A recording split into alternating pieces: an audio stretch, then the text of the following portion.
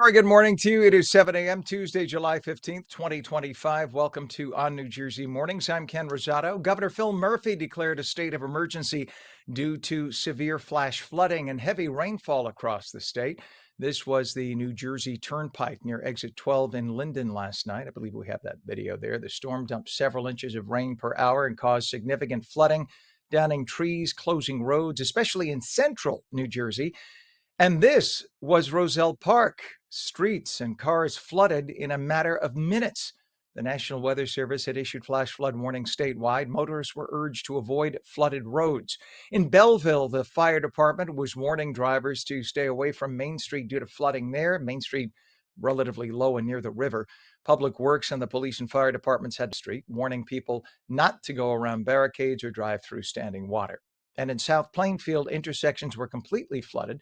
Cars were stuck in the flood. Hackensack Fire Department crews were out responding to multiple reports of vehicles in the water and other types of emergencies. The flooding happened so quickly in many areas it caught drivers off guard. Newark Liberty International Airport had to issue a ground stop until 9 last night, and travelers should check with their carriers before heading to Newark Liberty this morning. Let's head to meteorologist Mike Favetta with a check of today's Garden State forecast. Mike, what a difference today makes versus last night and yesterday. So much rain. I want to quickly touch on the amount of rain that fell last night in that very short amount of time. Almost 7 inches in Union County in about 2 hours. That storm bubbled up and just sat over portions of Plainfield, Berkeley Heights, Warren, the township right there. 7.8 inches of a rain radar estimate there toward Westfield, right south of Route 28 and even south of Route 22. Route 22 still closed this morning in certain areas. And these are all of the flooding reports that are shown right in that area where the 6 to 8 inches of rain fell in a short amount of time. Up in northern New Jersey, further up toward Morris County, you had some heavy rainfall as well. By Mahwah, more than 6 inches of rain, and even the northern sections of western Passaic and Bergen County. Well, this morning, we're starting to see a little bit of clearing, even some breaks of sun early in the day. There'll likely be some low cloud cover and some fog early on, but eventually we clear that out by the end of the morning. Bringing back some more sunshine today. There's still some flood warnings right now that are over in Morris County that last through this afternoon. And this is for the residual flooding now that the water is draining into the river basins. Some of these river gauges are popping a little bit higher. You have one right here over toward Morris County there in Chatham. Have to manually click it on, and you'll see that it is up at the major flood stage. That's Bound Brook at Middlesex. So this is typical of what happens with a minor flood stage of 9 feet. Currently, they're approaching 12 feet in Bound Brook right at Middlesex because you have that town that is essentially bound by two brooks. That's how the town got its name. And so now that that water is finally receding, it's heading into the rivers and making for some flooding concerns downriver. Our temperatures today will climb into the low 80s. It's a little bit cooler than it was this time yesterday, but incredibly humid. With that high humidity and that soupy feel around, we'll start to see a clearing later on, and that'll warm us back into the upper 70s and low 80s throughout this afternoon. The winds not as bad as yesterday, especially throughout later in the day, because we have more of a steering mechanism higher in the sky, helping to push tomorrow's storms out to sea. Notice that there could be a few pop-up passing showers and sprinkles later on today, but it's primarily sunny this afternoon. It's tomorrow. We could have another round of showers and storms. However, they move more quickly and they don't sit and give torrents of rain over the same location over and over again. Heading into Thursday, it gets hot. We're in the mid 90s, likely some heat advisories to be posted before the week is through. And then the weekend has our front slide through. By Friday, we'll see a little bit cooler and slightly drier weather this upcoming weekend, so not as terribly hot going into the end of our Friday and Saturday. The next few days featuring lots of sun today. We're back in the 90s tomorrow and Thursday with another chance of storms, and there's 3 in a row, Ken. Back our next heat wave returning beginning Wednesday, lasting through at least Friday. Yeah, the only thing I'm worried about, even though you said that the storm that would pass would not sit and drop as much rain, but isn't the ground so super saturated now that even a little bit of rain could spell trouble for people in flood prone areas? It could, and it's also the area and the soil composition of Union County. Mhm. If you're familiar with it, it's very clay-like, and so it doesn't Yeah. drain very quickly in that area. Just south of the Watchung Mountain Range. So, yeah, they got hit really hard yesterday with that runoff. Man, did they ever. But you know what? Not for anything. Yesterday at this hour, we were saying it. We talked about a flood watch in effect, and you said 4 to 7 inches, and we got just shy of 7 inches in most places. Yeah. So it's there's something to be said for the science. It is amazing how accurate it can be at this point. All right, Mike, I know we'll be checking back all morning and talking about this, so appreciate it very much. 7:06 right now, our time, 72 degrees and extremely humid. Let's take a look at the traffic right now. The Garden State Parkway, mile marker 150.8 north of the Essex Toll Plaza. It's not moving too badly. There was a little volume a few minutes ago, but considering you can see the roadways are still a little damp. But considering what we had last night, this is nothing, relatively speaking. But there are other roadways impacted now by flooding. We're trying to get you a visual of some of those roadways, but I'll just run down some of them because a lot of them are not showing up on camera, or we don't have a camera shot at that location.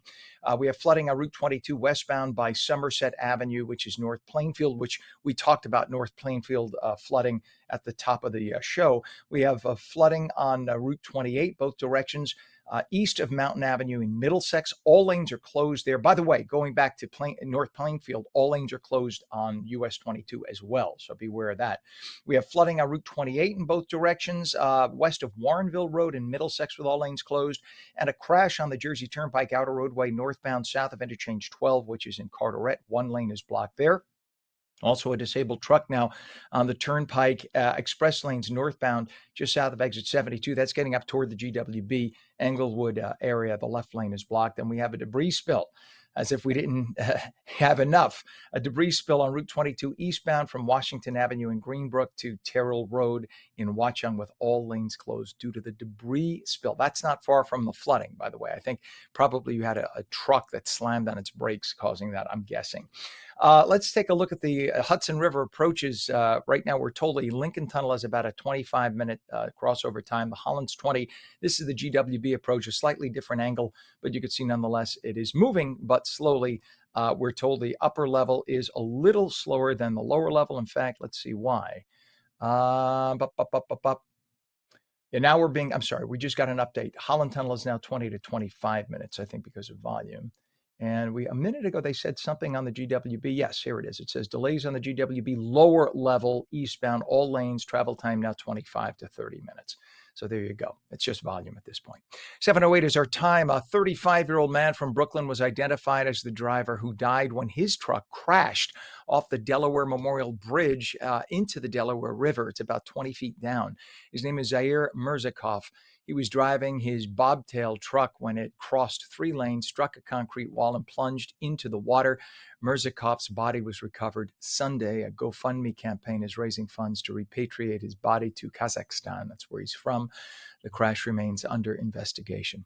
In Gloucester Township, police are seeking the public's help in identifying a suspected shoplifter caught on camera at a Gap store. The suspect used a tool to remove security tags from over $500 in toddler clothing before stuffing the items into a large Nike paper bag. See, toddler clothing is small. You could stuff a lot of them in the bag. Authorities are urging anybody who recognizes the man to contact police. Police in the city of Burlington recovered 2 handguns during a traffic stop on Mitchell Avenue. Officers spotted a firearm in plain view, leading to the arrest of 22-year-olds Samir Pinkney of Willingboro and Michael Jean of Burlington Township. Both now face multiple charges, including unlawful weapons possession and possession of hollow point ammunition, which is terrifying. That's used to penetrate bullet resistant vests. They're currently held in Burlington County Jail awaiting a detention hearing. Correction, hollow points are not for that. The hollow points spread when they get into the body, causing more damage. I'm mixing up my bullets, but they are not good, and they're usually not legal.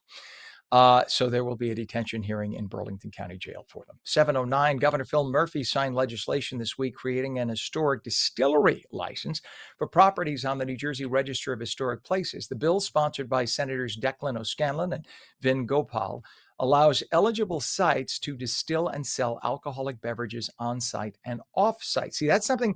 Right now, there are only a couple of distilleries in the whole state, or micro distilleries in the whole state of New Jersey, because you have to get federal licensors distillers involved as well, because distilling and liquor creation is something that's under tobacco, alcohol, and firearms, a federal thing. So first the state approves it, and then the federal government has to approve it, which is why you don't have too many distilleries anywhere in the country that are legal. Maybe Tennessee, it's a whole different story. License holders can sell up to 5 liters per person for off-site consumption and offer 3 samples daily per customer. Samples. With a $1,000 annual fee, the law, effective immediately, aims at supporting small businesses and local economies while preserving the state's cultural heritage. Again, even though they might get their local license, they then have to go through the process of getting the tobacco, alcohol, and firearms license, which could take a long time. The other thing is, once you get that federal license, technically your distillery is open for the feds to come in at any time and inspect.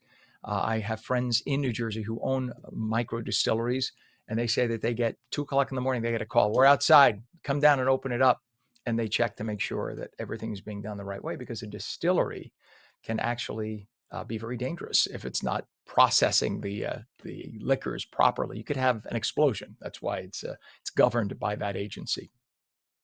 7-Eleven, the New Jersey Athletic Conference, announced that 1,379 student athletes have earned a spot on the NJAC All-Academic Team. To qualify, athletes in conference sponsored sports needed at least a 3.20 GPA, 24 credits, and sophomore standing for honorable mention. Each NJAC institution also selected 1 female and 1 male for the first and second All-Academic teams, who were celebrated at the annual NJAC Awards brunch in mid-June. Congrats to these outstanding student athletes. And thanks to Trenton Democrats forcing the closure of 6 perfectly good power plants around the state in the quest to shift to so-called clean energy, New Jersey's leftist lawmakers authorized a second 20% electric rate hike. We talked about this, that went into effect last month. Well, now that more than a month has gone by since that hike officially went through, customers have finally started to get their new pricier bills. And needless to say, they're not happy about it. The average power bill is up about $27 a month, but people with larger properties are seeing hikes of over $100 a month, $1,200 a year. Democrat lawmakers preemptively shut down 6 power facilities in the last few years. 5 were fossil plants, 1 a nuclear plant, ostensibly to force the construction of green energy plants. But as of right now, you know how many green energy plants have been built after they closed the other plants that we needed? Zero. At a time when we need air conditioning in the hot weather, EVs are demanding more power to charge up. AI and cloud storage are demanding an enormous amount of energy. And the only solution now is to force people to use less energy by charging them more, because we don't have enough energy to go around. We are a net importer of energy from our regional states around us. Nice job, Democrats.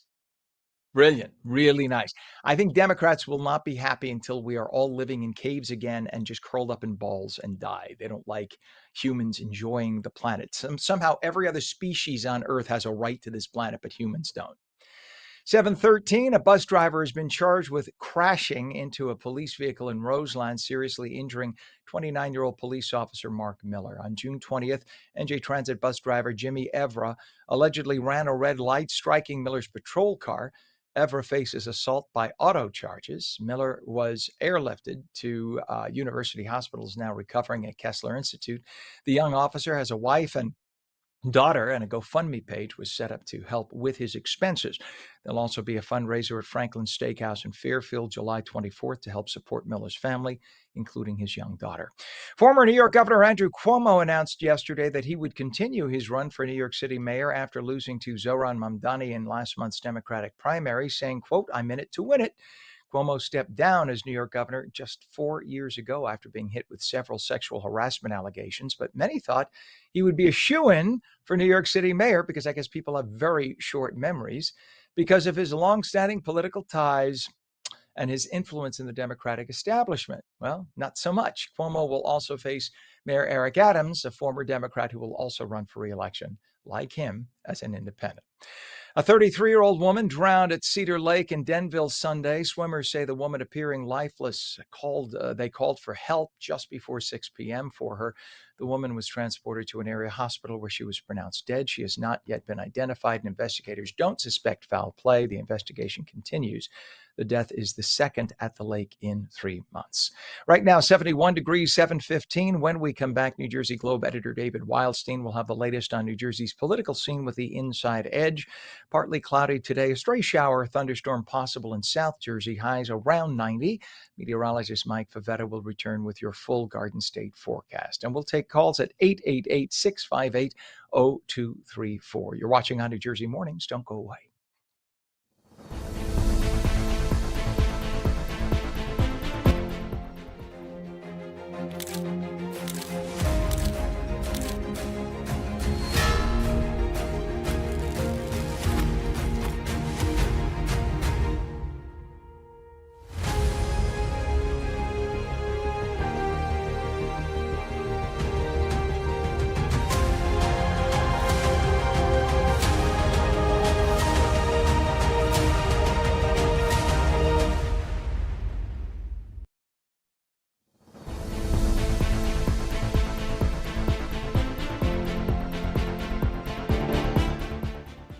Welcome back to On New Jersey Mornings for your Tuesday. I'm Ken Rosato, 716, taking calls at 888-658-0234. What a mess yesterday and last night were. Today, though, much, much better. Partly cloudy, a stray shower or thunderstorm possible in South Jersey more than north. Highs approaching 90. Right to meteorologist Mike Favetta with the Garden State forecast. Good morning, Mike. Good morning, Ken. A drier day today. Still humid, very muggy this morning as temperatures will climb into the upper 80s. So you will feel the heat and humidity return, especially with those breaks of sun already appearing right now in central New Jersey from Long Branch down through Point Pleasant and Toms River. Could be more clouds the further south you head. We'll get to South Jersey's forecast in just a minute. As far as the heat index, already it feels like 75 in Newark and feels like 70 in Trenton. So warming quickly with that morning sun. There are the storms from last night moving very slowly to the east, but the clouds now beginning to clear out and looking quite nice through the rest of the day. That brings our UV index back to a 9, which is very high. No more 10s for the rest of the season. We've now are beyond, 2.5 weeks beyond the summer solstice, so only get up to a 9 from this point, and then we'll see that drop in through the rest of the summer. As far as the clouds are concerned, you can start to see them here pull away, bringing back the clear sky, just a lingering cloud or two, maybe an area of patchy fog, and then the humidity, very tropical today, 77 and 78 degree dew points.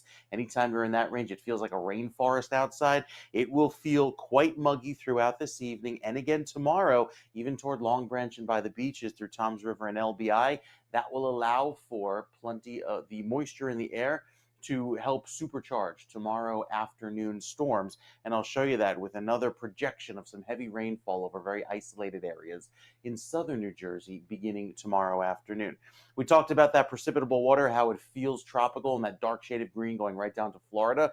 Yeah, this is the look of the water vapor in the entire column of air above our heads. And it is dark green right through New Jersey. So we still have a lot of that energy available to make for some big heavy downpours by tomorrow. There could be a few spotty scattered showers today, but again, not likely to do much. It's just going to be hot with that sunshine. Best chance of the rain is tomorrow afternoon to tomorrow evening. And you see it primarily across portions of southern New Jersey here with these storms coming on through and giving us a quick downpour by the end of the day. Some of the estimates, however, are quite high, very similar to yesterday. We could see some isolated big-time downpours in certain areas, such as some of these weather stations where they pop up. So we'll take you through tomorrow evening into the afternoon. Looks pretty quiet. And then you see down toward Medford here. It goes from about a ½ inch to 1 inch and then jumps to, again, 4.7 inches. It's one computer model, 2 days away. So I'm not putting too much faith into it yet. Not like yesterday morning where we were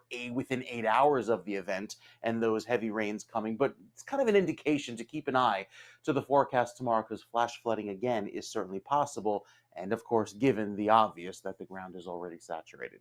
We're dry for Saturday. Sunday could have a late day shower or storm. And then we're back to the sunshine on Monday and Tuesday, with possibly another afternoon shower by Tuesday. So it's a very summer-like pattern taking us into this weekend after some hot weather on Wednesday, Thursday, and Friday.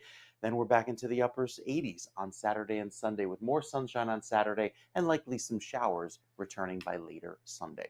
We'll talk more about the 7-day forecast, let you know what to expect into next weekend. That's coming up in a few minutes. All right. Thank you very much, Mike. It is 7:20 right now. Very humid, 96% humidity, 72 degrees in North Jersey, where we are here. And we take a look at some area traffic. Let's take a look at the approach to the 495 Route 3 merge. So, what you see toward the middle, right above our phone number, that is Route 3 exiting over to 495. That's where they merge toward North Bergen. And toward the right side of the screen is the local road entrance. So this is where everybody gets onto what is the helix. It's a little strip first, a 1 mile strip of 495, and then it curves around helix because helix is snail shell in Greek, helix. And that's how you get into the Lincoln Tunnel. So this is actually, it looks bad. That's actually quite good for that location at this time. That's actually quite good. So we're told it's a 20-minute commute into Manhattan from 495 through the Lincoln Tunnel. It's a little heavier at the Holland this morning, actually, about a 25 to 30-minute delay because there's just a lot of volume, and we're told that there is something going on in one of the tunnels, one of the tubes. And we'll show you the GWB in a minute. First, we want to tell you about flooding on Route 22. We don't have a camera shot of it. We've been looking, but there's flooding on Route 22 between Somerset, Watchung Avenues, and North Plainfield in that area. All lanes are closed. And the cameras are not working in there. So it's probably connected to that. We're assuming there may be an electrical issue. Just be aware of that. Again, that's in North Plainfield. We showed you video at the top of the show. A lot of flooding in that area. Flooding on Route 28 in both directions east of Mountain Avenue, Middlesex, with all lanes closed. And we have flooding on Route 28 both directions west of Warrenville Road in Middlesex. So those are 2 points of Middlesex with flooding on Route 28. Crash on the Garden State Parkway, southbound exit 136, Cranford Township, right shoulder blocked. We have a crash on the Turnpike Outer Roadway northbound, and that is south of Interchange 12 and Carteret. All lanes are open, but you have a big slowdown through there. And a debris spill on Route 22 eastbound from Washington Avenue to Terrell Road in Watchung with all lanes closed. Now we'll take a look at the 8095 approach to the GWB if we could. That's a different angle they're giving us today, and it's actually pretty good. So our Hudson River crossings, with the exception of some brake tapping at the Holland Tunnel, rather, both the Lincoln and the GWB are not moving badly at all. Either people decided to take mass transit today, or stay home, one or the other. 7:23 right now. Time for politics from Trenton, explained like nobody else can do it. Here is New Jersey Globe editor David Wildstein with the Inside Edge. Good morning, everybody. It's Tuesday, July 15th. Welcome to the Inside Edge. And, I've been thinking that maybe people who live in glass houses just shouldn't run for public office. There are people with skeletons in their closet. I mean, there's no doubt that I used to. And for those who are looking to make a difference, there are plenty of opportunities for public service that don't involve putting your name on the ballot. And we know that not every secret makes its way to the public. Obviously, we don't know about the ones that we don't hear about. But there's enough empirical evidence out there that flawed candidates frequently get caught, and I wonder why they risk embarrassment. As I look at the recent controversy surrounding Assembly candidate Ronnie Arnault, it's fair to wonder, what was he thinking? He acknowledges that he faced a domestic violence allegation 9 years ago. He denies it was his fault. Instead, he blames his then partner. He claims that there's evidence that would prove his innocence, but he can't produce the evidence because he said he didn't save it. Uh, you know what Ronnie saved after nearly a decade? Naked photos of his accuser. And he sent this revenge porn to the New Jersey Globe, thinking that might convince us not to run the story. And I got to tell you, not a chance in hell that we're going to become Ronnie's enabler on this. Now, top Democrats are demanding that Arnault either present evidence or drop out of the race. And not everybody can shoot somebody on Fifth Avenue and get away with it. In 2015, there was a Republican Assembly candidate in Bergen County named Anthony Capola. His campaign ended after a hate filled self published book surfaced. It was called Outrageous, and it was full of rants and slurs attacking women and blacks and Asians and Muslims and gay men. I mean, Coppola, tried to get out of it by saying it was just satire. There was an assembly candidate in South Jersey this year who sold photos of her feet and more on a foot fetish website. There was George Youngkin, who dropped out of the Burlington County freeholder race after a news story revealed that he had choked his ex-wife. He was arrested for that and charged with stalking another woman. He won that election anyway, and he resigned about a minute after taking office. That same year, there was Seth Grossman, who was trying to hold on to a Republican congressional seat. The bottom fell out of his campaign after disparaging comments about blacks and Hispanics became public. And don't forget about Gary Hart, the front runner for the 1988 Democratic presidential nomination. His campaign ended when he denied allegations of infidelity and challenged reporters to follow him around if they didn't believe him.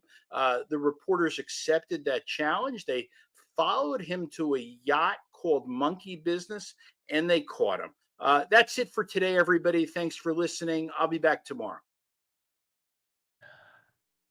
I remember that like it was yesterday. That ended his career, and people were saying he had a good shot at becoming president, too. 726, the ongoing purge of Justice Department officials who investigated President Trump and his allies continues, with the Justice Department firing more than 20 employees who worked on the investigations, including the guy you see right there. The firings included more than 20 people who worked on former special counsel Jack Smith's classified documents case. By the way, what the hell was he wearing there? It's like, what are you, like a Nehru jacket freak from 1972? Just he's a weird dude. Remember when he did the national news conference? He was dripping with sweat, his hair was greasy and dirty, and his mouth was so dry as he was talking. Google it if you want. Thank you, Pam. His mouth was so dry because you could tell he was terrified because he knew that Trump supporters were like, dude, you are in big trouble. And how did that get you there, Jack? Now Jack's being investigated. So there you go. So his case on these so-called classified documents, remember, against Trump, they were trying to say that he shouldn't have had them. Meanwhile, they're saying that Biden had the authority to tell his chief of staff, go ahead and pardon whoever you want, just by declaring it with any formal paperwork. So as a result, as Biden was literally on his last day exiting office, hundreds of people, murderers, rapists, convicted felons, were pardoned. Seriously convicted felons, anti-American. One person was apparently a murderer, pardoned. Actually, more than one. A number were murderers. And in this case, President Trump says he declared documents unclassified so he could take them. And they're saying, no, you didn't go through some formal process. He's the president. He doesn't have to go through a formal. What is the formal process? Like a religious ceremony? You are now declassified. Who the hell are you, Smith, to declare what the president has to do to declassify a document? It doesn't say anywhere in the Constitution. But yet they prosecute, or attempted to prosecute, the president. They did. Anyway, there have been at least 35 firings thus far in the Justice Department of employees who worked for that moron you see on your screen right there. On the 2 investigations he oversaw, at least 15 more could be fired soon. Let's see some people prosecuted, please. The staffers were identified by the Justice Department's Weaponizations Working Group, which was established to review Biden administration law enforcement policies, which showed that there were clear efforts made to use the Justice Department to go after Biden's political foes. Ghislaine Maxwell is reportedly willing to speak in front of Congress about the Epstein files. Wow. The 63-year-old Maxwell is the only person behind bars serving 20 years on child sex trafficking charges, despite the fact that pedophile Jeffrey Epstein allegedly controlled a web of underage girls, and they said had a client list. But now we're saying, nope, there's no client list. Additionally, Epstein's victims allege that they were passed around like sex toys, dehumanized, to be a toy for his wealthy friends and billionaire business associates who regularly visited his homes, including his private island, Little St. James. Maxwell was convicted in 2022 over her role in a scheme to sexually exploit and abuse a number of underage girls with Epstein over the course of a decade. Now she's willing to talk. Let's see what happens. 7:30.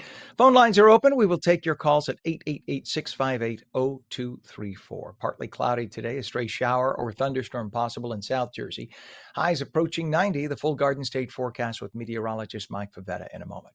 You're watching ONNJ Jersey Mornings. We're seen daily at ONNJ.com, Roku, Fire TV, News on Samsung TV Plus, Apple TV, YouTube, Facebook, and X. And now we're streamed live on Rumble and Twitch at twitch.tv/ONNJ Jersey. We'll be back in 30.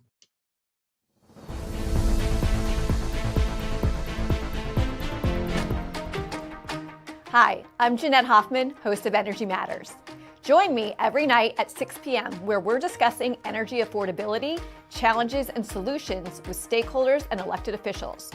Join me weekdays at 6 p.m. on Energy Matters on ONNJ.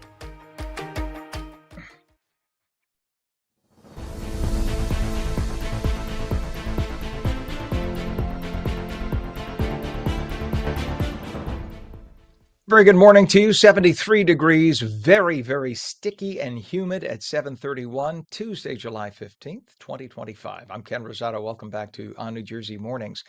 Governor Phil Murphy declared a state of emergency due to all that severe flash flooding and heavy rainfall across the state. This was the New Jersey Turnpike near exit 12 in Linden last night. The storm dumped several inches of rain per hour. Many parts of the state got 7 inches of rain in just a couple of hours. It's crazy. It caused significant flooding, downing trees and closing roads, especially in central New Jersey. We told you about this yesterday morning, that it was on its way thanks to meteorologist Mike Favetta. Take a look at Roselle Park. Streets and cars flooded in a matter of minutes because of the rate of rainfall. The National Weather Service had issued flash flood warnings statewide. Motorists were urged to avoid those flooded roads. In Belleville, the fire department had to warn drivers to stay away from Main Street due to flooding there. Public Works and the police and fire departments blocked the street, warning people not to go around barricades or drive through flooding water. In South Plainfield, intersections were completely flooded. Cars were stuck in the flood. Look at that. Many of those cars are probably going to be totaled because once the water hits the engine, that's that. And Hackensack Fire Department crews were out responding to multiple reports of vehicles in the water and other types of emergencies. The flooding happened so quickly in many areas, it caught drivers off guard. Newark Liberty International issued a ground stop until 9 p.m., and travelers were told they should check their carriers today before they head to Newark Liberty this morning, because a lot of planes that have to come in to fly you out this morning couldn't make it in last night due to the storm. So check with your carrier. We head to meteorologist Mike Favetta with a check of today's Garden State forecast. And Mike, just let's reiterate, if we could, to people, when you come on a street and you don't know how deep the water is, turn around, right? What do they say? Yep. Turn around, don't drown. Because all you That need is is the what, phrase. 12 inches of water? It's only 6 inches of fast 6 moving inches. water to move a car, Wow. because you think there's only, maybe a couple square feet of tire touching the road. And with all of that fast moving water, a lot of momentum, a lot of energy, we saw cars floating by with the water not even up to the door handles yesterday, just that fast moving water, and the cars were moving by. So a lot of water rescues yesterday for that reason. And yeah, it's important just to turn right around. So with the sunshine in the forecast today, Ken, we'll see the downstream flooding as the next concern, because all of that water now running off into the streams and rivers and locations that are a little further downstream from where the flooding hit. We'll likely see those waters rise today. We're already seeing on the flood gauges and the river gauges throughout this afternoon. With more storms on the way for tomorrow, there is another potential in South Jersey to see some flash flooding threats, and then it's a mostly dry weekend, which is good. At least we'll clear things out going into the next few days. Some low cloud cover that's being picked up on the visible satellite now. Have to wait for the sun to rise in order to use this feature. And while it's clear across most of central New Jersey, we'll ultimately see the sun return across the entire state, even down the shore west of the Parkway. So if you're inland, toward Hamilton, Millville, and Glassboro, plenty of sun this morning, changing to a passing shower this afternoon. Nothing too severe. And then by Ocean City and Avalon, you could have some more clouds with that wind coming off of the water today. The heat index by this afternoon, we get up to 95, and that's muggy 95 degrees in Newark, 97 in Mount Holly, very hot and humid throughout the afternoon and into this evening. Tomorrow starts off very warm, and again, we're back in the mid 90s, feeling like 97 in Mount Holly, over toward Medford. Another warm day. I think it could feel like 100 by Thursday, our hottest day this week, and that extends right up into Bergen County, down the shore. Can't even escape the heat there with that westerly breeze. And then for Friday, we start to see things cool down. Notice we fall into the 70s by Saturday morning. That will allow for a nice refreshing feel for the weekend with the humidity sliding out as that cold front slides on in. You can see the showers sliding out as well throughout early this morning. All of that rain headed out to sea. So beaches, a good option today, especially with water temperatures warming now into the upper 70s, and we'll keep seeing that number climb as typically the warmest part of the summer at the beaches begins now and lasts through the middle of August. UV index is a 9 today. The surf 1 to 2 feet, and the rip current risk is low. So some good news because the winds are nice and light at the beaches.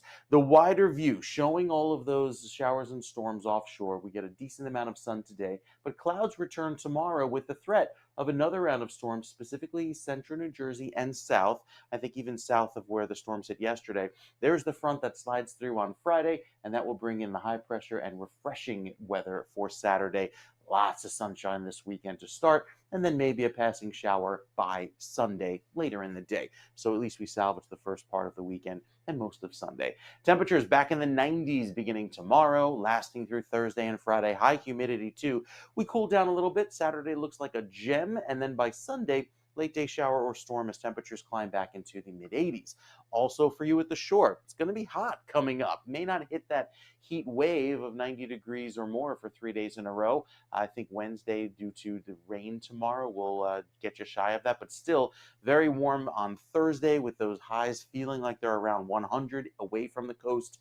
And then we're dry for Saturday and most of the day on Sunday. We'll take another check of your forecast. Ken, we've got to talk tropics because it is hurricane season. Yep. And there's a little spin over Florida. We'll talk more about that and its developmental chance into a tropical system in a few minutes. Yeah, and it's funny. I heard somebody who just moved to Florida in the last 6 months who said, and I'll say this, I say this with a smile. He said, "Wow, the hurricane season's really nothing this year." And I said, "Dude, don't say that because we are Isn't it usually like September is when it really starts, Yep. right? When the waters get really hot. This is 10th, the peak. This is baby so time. This is nothing. We got a while. Yeah, you wait. Let's just keep our fingers crossed. We'll talk about it. Yeah. What was it? What was the major storm? Andrew. Didn't Andrew hit in October? When it hit? It hit. I think. After Labor Day. It was late. That was an A. That was an A. First hurricane, and it was a Cat 5, and it killed people. So don't kid about hurricane season being mild. Always keep an eye out and take it seriously. All right, Mike. I geek out with Mike. We could talk for hours about weather, and I just love the wealth of knowledge you have. We'll come back, sir. Thank you so much. 75 degrees right now, and very, very humid in the 90s. 90% percentile of humidity right now through much of the area. Let's take a look, if we could, in downtown Newark. This is Route 21 at Hamilton Street. See that it's kind of hard to see because of the graphic, but right. Thank you, Pam. Pam's like, I'll fix that. Right there, that overpass right there, under that overpass, when there's a big storm, that area always floods. So I'm guessing there's residual flooding on the edges, the side of the street. You could see things are really heavy making your way through there. Again, that's right in downtown Newark. I believe that's the FBI building you see there on the right with the tower on top, if I'm correct. Somebody who knows better could correct me if I'm wrong. But just to understand that when you get off Route 21 or 78 or whatever, if you head into downtown Newark, you're going to hit a little traffic because of the roadways. Newark is pretty along the waterfront. Unfortunately, that waterfront floods a lot, and that's what you get.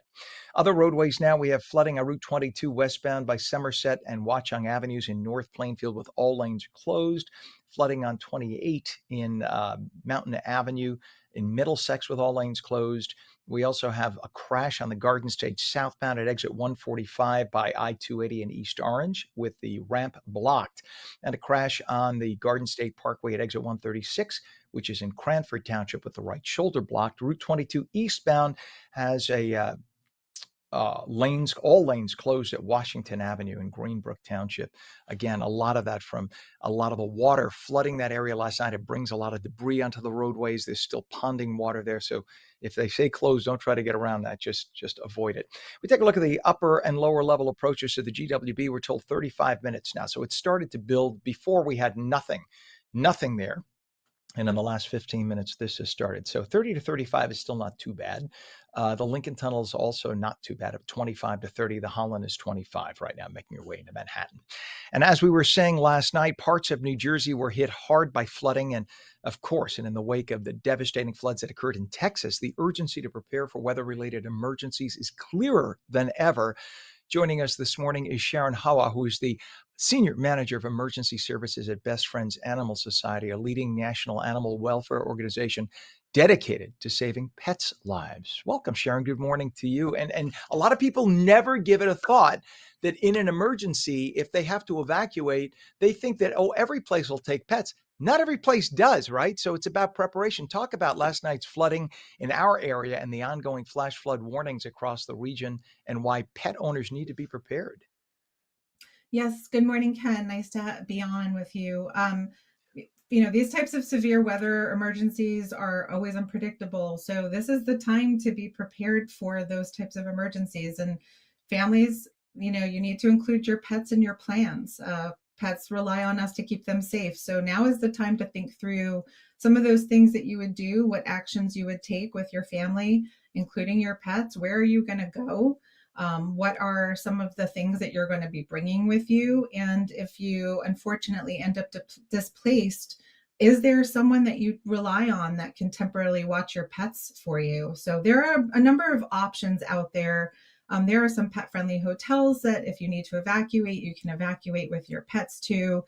Sometimes there are some low-cost boarding options. Maybe you can do some research and look online to see if there's some low-cost boarding options. And then in an emergency, your county typically opens some pet-friendly evacuation shelters. So it's good to kind of know where those locations are ahead of time so that if you do need to evacuate, you know exactly where you're going. And you need to put together an essential go bag with all of the necessary items that you would need for a few days, your pet's medications, your veterinarian information with some medications and dosing info, just in case you don't remember or you don't have access to your phone, treats, some comfort items if your pet is going to be inside of a crate for a good while, maybe put some blanket or something that smells like you that can kind of help reduce the stress.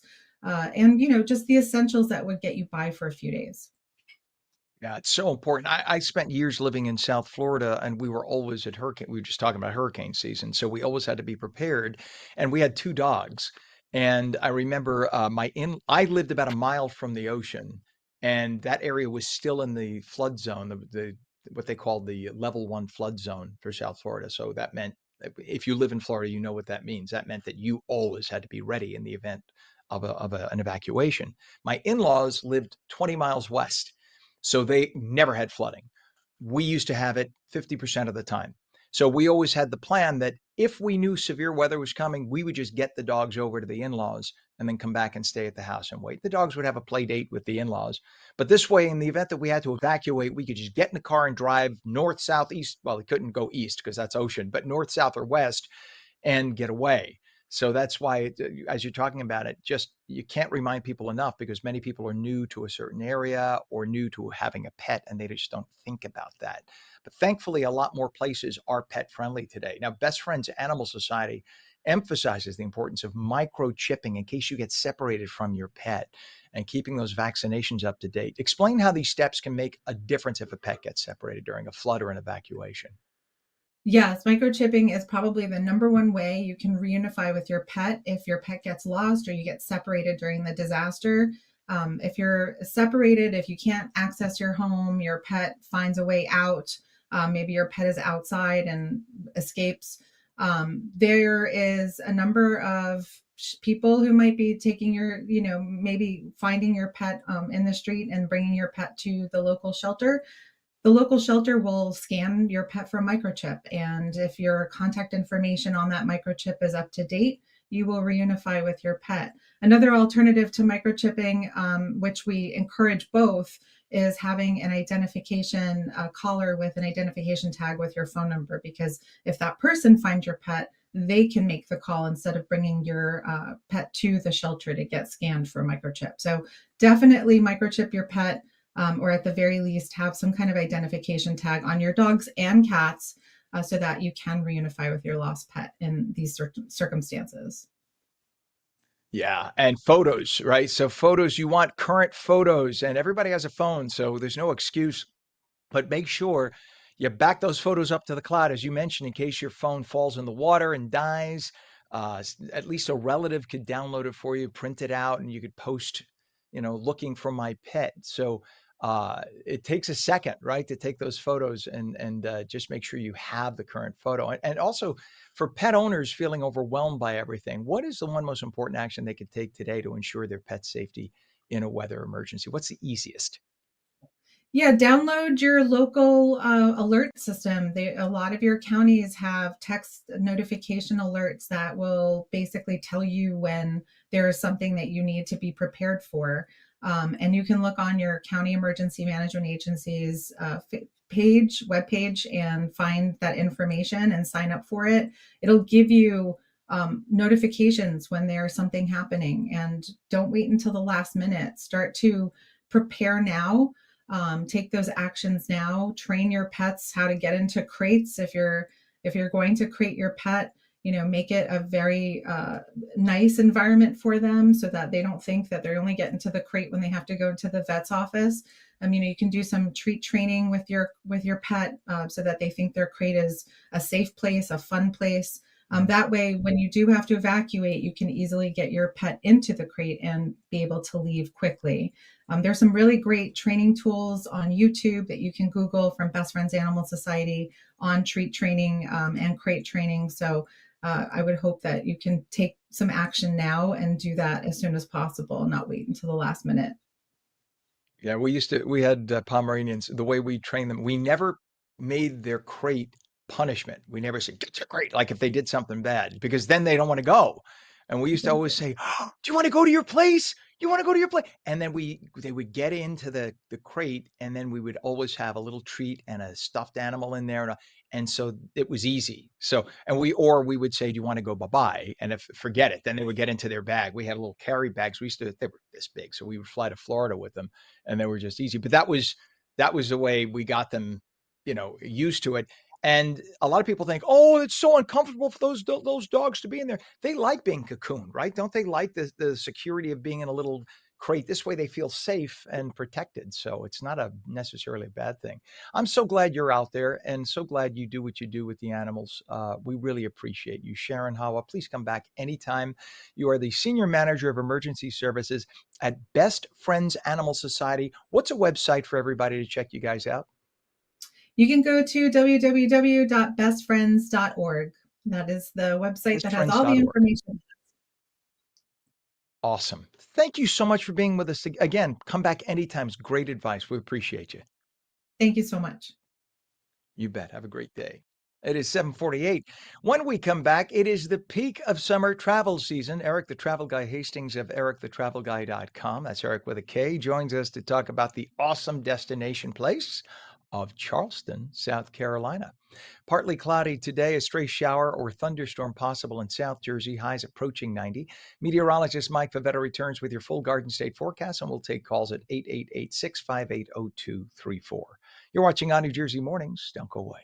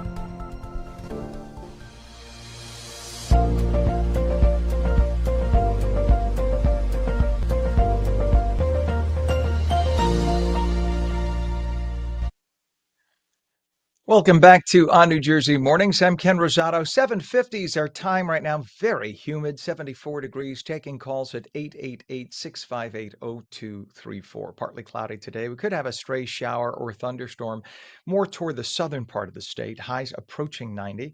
Straight to meteorologist Mike Favetta with the Garden State forecast. Boy, did we have some massive flooding last night, Mike. Yeah, big time flooding. And there could be another round of it coming tomorrow evening for southern New Jersey, as the scenario is very similar. Have a lot of moisture in the air, a lot of energy, and that triggering mechanism of a stationary front that moves on by later in the day tomorrow. As far as today, however, it'll be dry for the most part, maybe an outside passing shower. But other than that, lots of sun as temperatures warm into the mid and upper 80s. It'll feel like the 90s thanks to all of that high humidity, even back over toward Hackettstown, Washington Township down there in Warren County. So very warm through this afternoon, but the air is clear. Air quality is good today. Keeping an eye on what's happening down toward the tropics, as the panhandle of Florida is in that medium risk of a developmental zone. There was this large swirl over Florida and it's working its way toward the Gulf.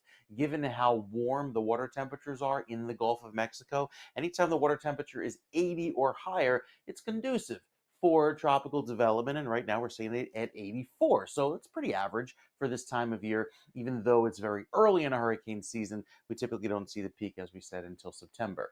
Very warm weather in the middle of the country. We'll start to tap into that in the next 2 weeks here in New Jersey, and in a just slightly above average chance of rainfall going into the end of the month. So still plenty of hot weather to come around, and there is more coming in by tomorrow. We're back in the low 90s statewide with that chance of a storm, especially southern New Jersey. Thursday into Friday mark 3 days in a row of 90-degree heat or better. And I think by Thursday we could be in some heat advisory criteria, as it will feel like 100 or warmer when you factor in the heat and humidity. Cold front slides through on Saturday. It doesn't make it cold, it just makes it more comfortable with slightly less humidity and temperatures in the mid 80s by Saturday afternoon. And then for Sunday, have another chance of a late day shower. The heat is on as well for southern New Jersey after the threat of storms tomorrow and the flash flooding risk, especially for southern New Jersey. Thursday and Friday bring back 90-degree plus heat. It'll feel warm even at the beaches. We cool down just a touch on Saturday, plenty of sun, and Sunday looks great to start. Late day chance of a shower. But overall, another pretty weekend ahead. I think Saturday, Ken, will look gorgeous with all that clear sky and sunny weather and slightly less humidity. Yeah. Well, that's a good thing, because after Yeah. last night and what we're supposed to get now tomorrow, the saturated ground, we don't need any more. So much appreciated, Mike. As always, 7:53 right now, 73 degrees, 96% humidity up here where we are in North Jersey. It's a little cooler down by Trenton, probably some partly cloudy skies there. That's why they have 72 degrees. And we do have a lot of flooding still on area roadways causing delays. So we have flooding on Route 22 in North Plainfield. All lanes are closed. Route 28 in Middlesex, all lanes are closed in 2 different locations. So just try to avoid that area if at all possible. On the Garden State Parkway, we have a crash on this is Garden State at I-280 by East Orange. The exit ramp is being blocked there as a result. We have a crash now on the Garden State by exit 136, Cranford Township, with the right shoulder blocked. Debris spill on Route 22 eastbound by Washington Avenue. That's in Greenbrook Township. All lanes are closed as a result there. Delays on 287 northbound from Route 1 to exit 3, which is New Durham Road in Edison. All lanes are open, but things are very heavy through there. Take a look at the approach to the GWB right now. We have the upper and lower levels now very heavy. Different angle here, but same concept. The upper level is on the left. The lower level is on the right today. Usually we have a different angle with just the opposite. But now we're told it's 40 minutes to get over into Manhattan on the GWB. It's about 30 at the Lincoln and 25 at the Holland. 7:54, a 35-year-old man from Brooklyn was identified as the driver who died when his truck crashed off the Delaware Memorial Bridge into the Delaware River. This happened early Friday. Zaire Mirzakov was driving his bobtail truck when it crossed 3 lanes, struck a concrete wall, and plunged into 20 feet of water. Mirzakov's body was recovered on Sunday. A GoFundMe campaign is raising funds to help send his body back to his home of Kazakhstan. The crash remains under investigation. In Gloucester Township, police are seeking the public's help in identifying a suspected shoplifter caught on camera at a Gap store. The suspect used a tool to remove security tags from over $500 worth of toddler clothing before stuffing the items into a large Nike paper bag. Authorities are urging anybody who recognizes the man to call police. Police in the city of Burlington recovered 2 handguns during a traffic stop. This happened on Mitchell Avenue. Officers spotted a firearm in plain view, leading to the arrest of 22-year-old Samir Pinkney of Willingboro and Michael Jean of Burlington Township. Both face multiple charges, including unlawful weapons possession and possession of hollow point ammunition. Currently, they're being held in Burlington County Jail, awaiting a detention hearing. 7:56, Governor Murphy signed legislation this week creating an historic distillery license for properties on the New Jersey Registry of Historic Places. The bill, sponsored by Senators Declan O'Scanlan and Vin Gopal, allows certain sites to distill and sell alcoholic beverages on site and off site. See, there are a lot of wine and beer places right now, but distilleries require federal licensing, so they're actually few and far between. So this is actually a very, very big deal to get some distilleries in the state of New Jersey. So this is actually, like I said, a very, very big deal. And even though the state is going to authorize this, the federal government also has to get involved. License holders can sell, by the way, up to 5 liters per person for off-site consumption and offer 3 samples daily per customer. Be a lucky customer, get one of those samples. With a $1,000 annual fee, the law, effective immediately, aims at supporting small businesses and local economies while preserving the state's cultural heritage. It is 7:56. The New Jersey Athletic Conference announced that 1,379 student athletes have earned a spot on the NJAC All-Academic Team. To qualify, athletes in conference-sponsored sports needed at least a 3.2 GPA, 24 credits, and sophomore standing for honorable mention. Each NJAC institution also selected 1 female and 1 male for the first and second all-academic teams, who were celebrated at the annual NJAC Awards brunch in mid-June. Congrats to the outstanding New Jersey student athletes.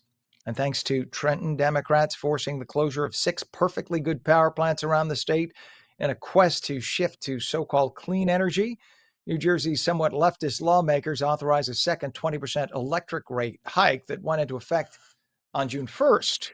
Well, now that more than a month has gone by since that hike, customers have finally started getting their new pricier bills. Needless to say, they're not happy about it, many complaining. Too late, though. You elected these people. The average power bill is up $27. That's the average. People with larger properties, and that's a lot of people in the state of New Jersey, seeing hikes of over $100 a month.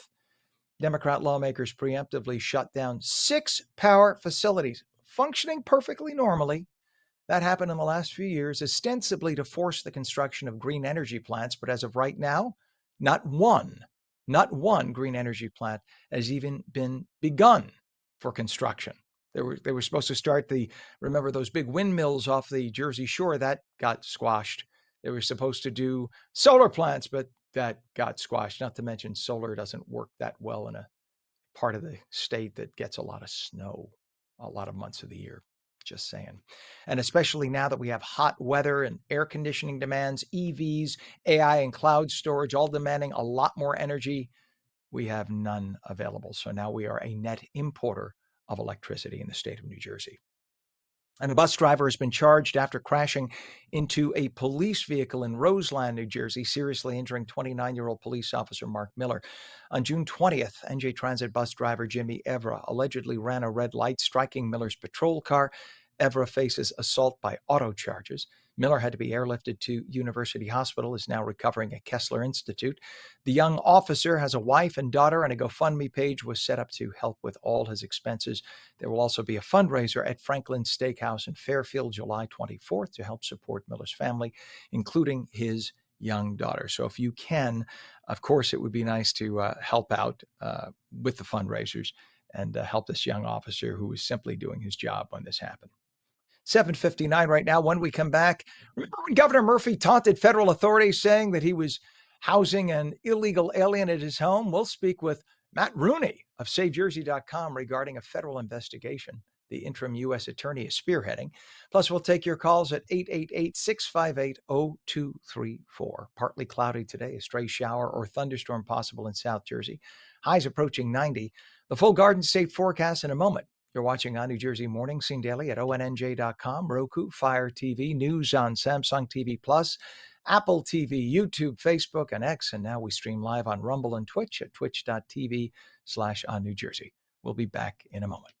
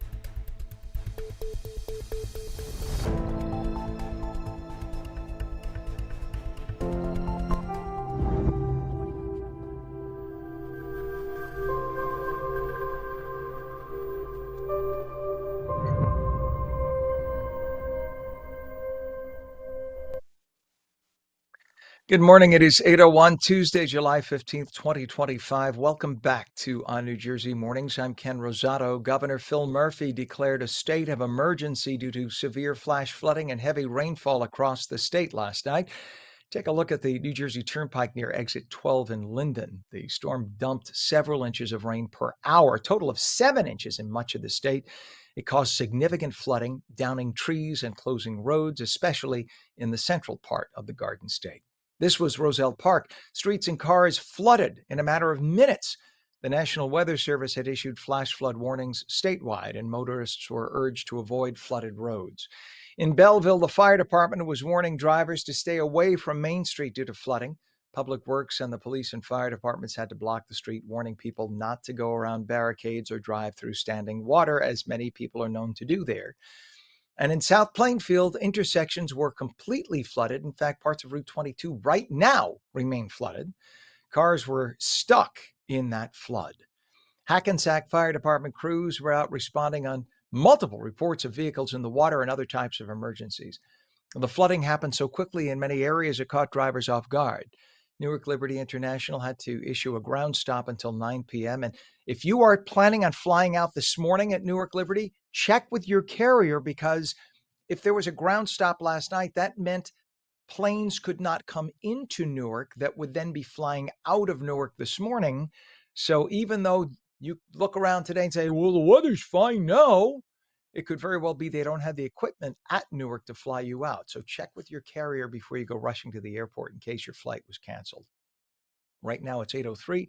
We head to meteorologist Mike Favetta with a check of today's Garden State forecast. Mike, that was one for the record books last night. Quite a lot It of certainly was. Yeah. Broke records for daily rainfall and also broke records for the amount of rain falling within 1 hour. The weather station's picking up more than 2 inches of rain within 1 hour in many locations, especially across central New Jersey, where they got hit the hardest with the shades of purple that are actually off the chart. So you see these little dots of purple here. We'll zoom on into Union County. Close to 8 inches of rain right there in the pink, and yet that's off the scale. It only goes up to the red, or 6 inches of rain. So lots of water falling in this very short amount of time. Also up against the hills of the Watchung Mountain Range, so it coming down across Route 22 and filling the basin here in that very clay-like soil. So very difficult for that to drain away, and that flash flooding occurring. All these little dots you see here are the flash flooding reports. Up in Morris and Western Passaic and Bergen County, they also got hit quickly with anywhere from 4 to 5 inches of rain. Now through the rest of the day, we'll see that clearing occur and we're dry for this afternoon. All those showers well out to sea, but I think we could see a return to some more rain by tomorrow afternoon, especially in southern New Jersey. Right here across the Raritan River Basin, that's where the flooding warning continues for the downstream flooding as all of that water drains down into those areas. Some of these river gauges now reaching moderate flood stage along the riverfront, and they didn't even get that much rain yesterday. It's just where the river flows. You'll see those temperatures today also climb into the starting in the mid 70s, climbing into the low 90s this afternoon. It's very humid this morning. Current dew points sit in the 70s. That is tropical, and it will feel quite breezy at the shore today with that wind coming in off of the water. Elsewhere, just a light breeze. So a little bit of a break from all of yesterday's gusty winds and, of course, the heavy rain. Not much of a steering current in the atmosphere, which is what allowed those storms to sit and give impressive amounts of rainfall over the same area for hours on end. By this afternoon, we stay dry. Tomorrow, later in the day, after a sunny start, I think we'll see some storms develop and pop up. Could see some scattered, isolated downpours. They won't be as slowly moving as yesterday's storms, but still the threat is there for some flash flooding tomorrow evening in southern New Jersey. And then we get another round of rain quickly on Friday. Not severe, but it's with a front that will provide a cooling relief with temperatures. Look at that, dropping into the 60s by Friday night. So it'll feel much better come this weekend after 3 days in a row, Ken, of 90+ degree heat with pretty high humidity too. On Thursday afternoon, Ken, it will feel like 100 across most of New Jersey. Wow, this is all right. Now I sound like those people, but that's a lot of 100-degree days this year. Uh-huh. Yeah, It's you can't say we've never had it. We certainly have had hot summers, but sure. we've had a lot of heat waves, which is 3 days or more of 90 degrees. But We have we have. had that many? We got to look back and see how many 100-degree days in a summer that we've had. That's got to be up there. Yep, it's also hotter at nights, so the temperature doesn't really cool off as much at nighttime because you have more humidity in the atmosphere. So get this, and I was thinking about this morning getting ready. I was like, I can't wait to talk to Ken about it. For every degree the temperature rises, there's 4% more water vapor available to be absorbed into that heat. So you have hotter days, warmer nights because it doesn't cool off at night, translates to more water vapor and more moisture in the atmosphere. And guess what? That's all that water vapor that was available to precipitate from the clouds yesterday and give us those bombastic thunderstorms that provided the flooding rains and didn't really move over many Interesting. areas. They just sat and poured. So there's a little science for you. And I learned something from a friend of mine who's a pilot at Alaska Airlines that sometimes when we have delays at the airports in the summer, everyone assumes it's because of bad weather somewhere else. He Mm, tells me not necessarily so.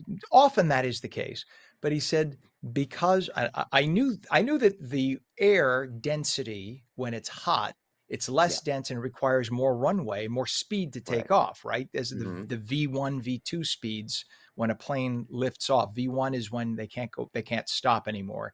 V2 is when they start to rotate and go up. That it takes a little bit more runway because the air is not dense or as dense as it is in the cold weather.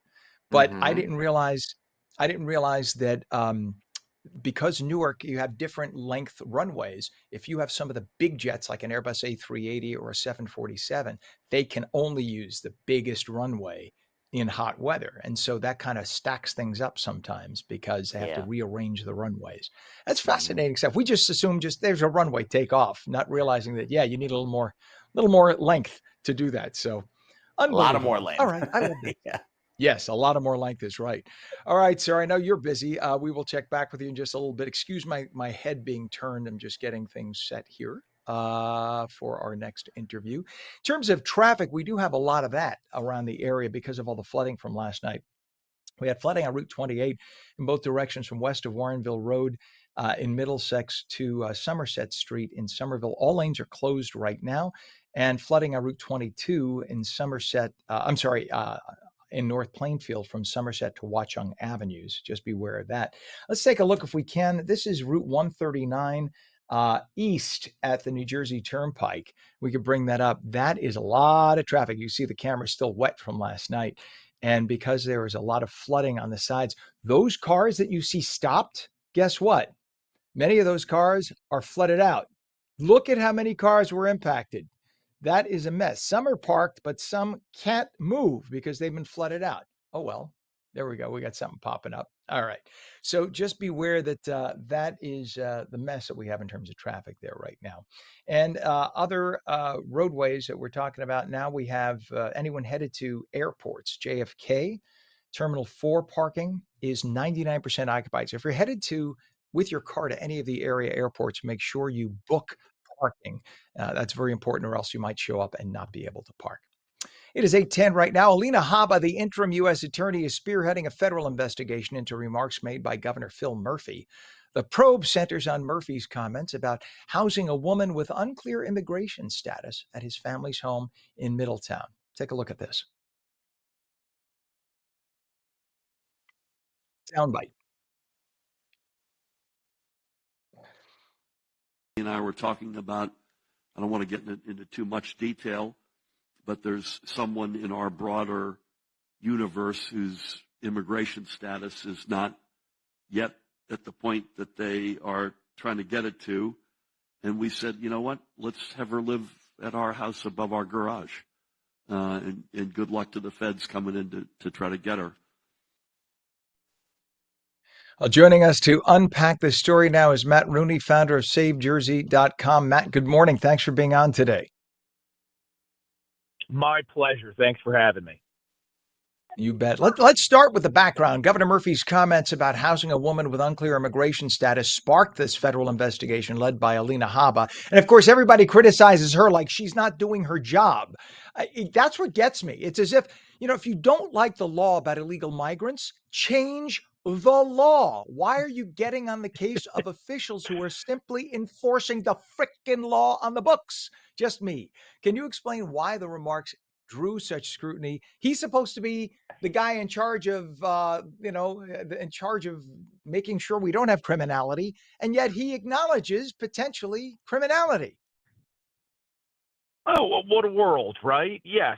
So if I were on this show right now to say to you, I'm going to go burn a building down, I think authorities that were listening would rightly decide to investigate me. Hey, maybe that crazy Matt Rooney guy is in the process of committing a crime. That's what the governor of New Jersey did. He said, hey, listen, I have an illegal alien living above my garage, which is a violation of our immigration laws. In theory, you can go to jail for up to 5 years for that.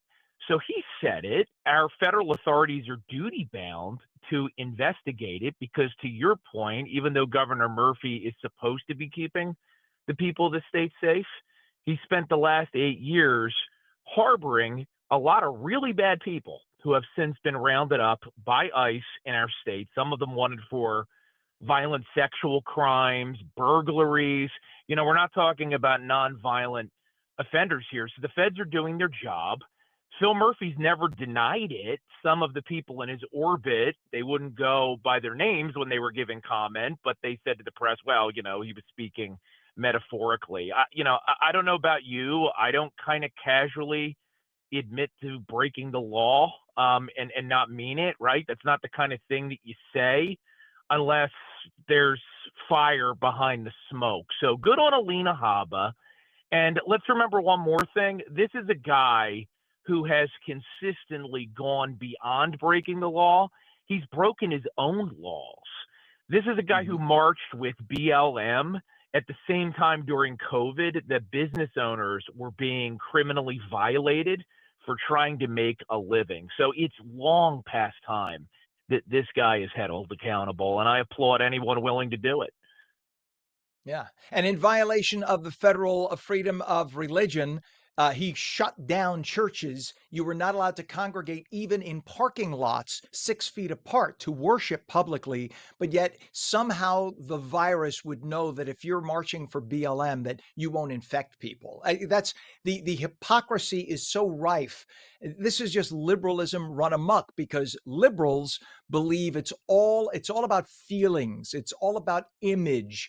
And damned be right. the reality. And that's the thing. It's all about what they feel and not about the realities. And it's so infuriating. Now, you are obviously an attorney. Can Murphy see some real legal trouble here? Do you think this is more bluff in this case from the federal government? Oh no, Phil Murphy can definitely face some legitimate legal trouble here in the event that they're able to establish that he was harboring or aiding an illegal alien. Title 8, folks, to go ahead and look it up, use Google or whatever else you use to find this stuff. The Immigration and Nationality Act. You're not allowed to do what he said he did. Again, remember, I'm not accusing the governor of committing a crime. I'm going by what he said in public in front of the press. I believe he was at a panel in Montclair back in February when he made this admission. He could go to jail for 5 years. He could face pretty significant fines. Now, do I ultimately think that Phil Murphy's going to be perp walked out of Drumthwacket and thrown in the slammer for 5 years? No, I don't. But it's important that there's finally some accountability, because illegal immigration is not a victimless crime. And I'll tell you who gets hurt the most. Let's just be very real about this for a second. It's not rich white liberals like Phil Murphy that live in fancy neighborhoods and mansions, and he has the added benefit of state police protection. It is non-white New Jerseyans living in economically distressed neighborhoods who are the most preyed upon victims by groups like MS-13, some of the South American gangs. They're the ones that are suffering. They're the ones whose children have to worry about walking to school, tiptoeing past drug corners or worse. And I'm just fed up. You can probably hear my voice with these limousine liberals like Phil Murphy, who are constantly telling us how much they care about the oppressed. They're against billionaires when they're the ones that get most of the billionaire donations, but their policies run counter to what they're claiming. Everything they do serves a very narrow elite. Their wacky values, their messed up priorities. The rest of us pay the price, especially those that are least equipped to be able to stand up for themselves. Oh, we shall see what happens. Matt Rooney, founder of SaveJersey.com. Always good to have you on. Thank you for joining us this morning. My pleasure. Anytime. You got it. It is 73 degrees, 96% humidity in North Jersey from all that heavy flooding rain. When we come back, what would you do if you found out your child's school was secretly helping your child transition against your will? That is exactly what happened to one New Jersey father. Now we're going to find out what he's doing about it. Partly cloudy today, a stray shower or thunderstorm possible in South Jersey. Highs approaching 90. Meteorologist Mike Favetta returns with a full Garden State forecast. And we will take your calls at 888-658-0234. You're watching on New Jersey Mornings. We'll be right back.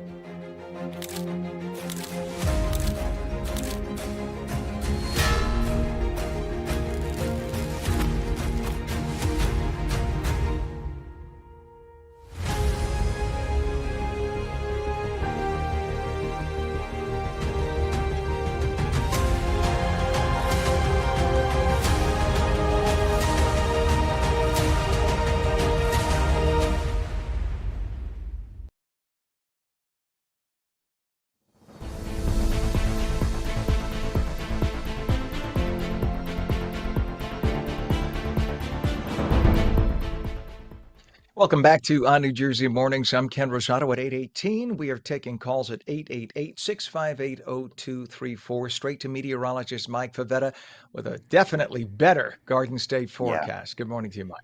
Good morning, Ken. We get a chance to dry out today with temperatures that will climb back into the upper 80s. There's still a lot of humidity around, and it will feel quite warm and humid through this afternoon, but not expecting any significant rainfall. Outside shower chance possible, but beyond that, with temperatures climbing into the mid-80s, we should be dry for most of central and northern New Jersey today.